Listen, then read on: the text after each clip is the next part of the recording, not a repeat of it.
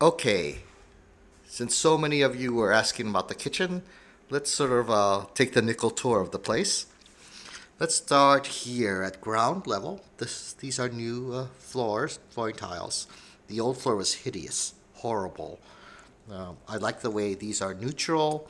They feel good on the feet because we walk around barefoot, and they offset the cabinetry really nicely.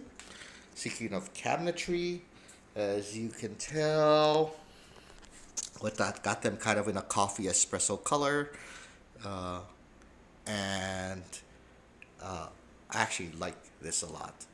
I like the color of the cabinetry a lot.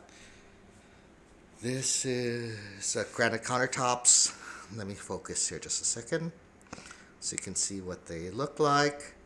I think they offset the cabinets again very well, and so I like that. All the hardware's sort of this stainless steel thing because our new appliances have that same sort of color scheme. This double oven replaces something that was really hideous looking. Looked like it came from like the Florence Henderson 1970s sort of sitcom. And this is the new refrigerator. Okay, and let's move this around here. And this is the new dishwasher, but of course, cultural things. We're Asian, so the cultural norm for Asian families is to wash their dishes by hand. And so, like most Asian families, this serves as the world's most expensive dish drying rack. And then we have a new hood here, and then a new electric countertop. This doesn't generate radiant heat. It's an induction countertop. It moves electromagnetic energy through the cookware to generate heat. So because it isn't a radiant sort of heat cooktop, if you try to cook with Pyrex or glassware or something that does not have magnetic properties, it just sits there cold.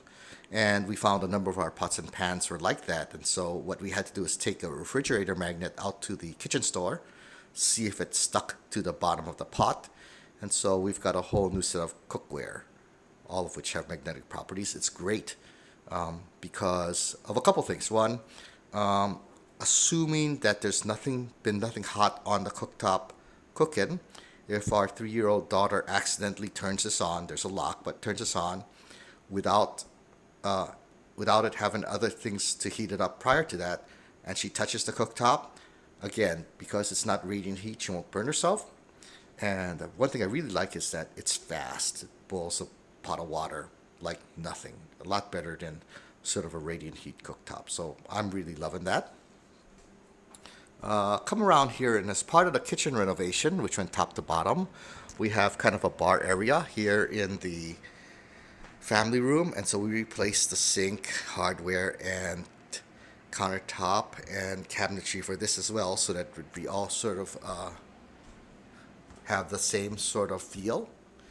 And so I guess that's about it. Welcome to the kitchen. 3.5 weeks of just frustration, but now that I'm in it, kind of well worth it.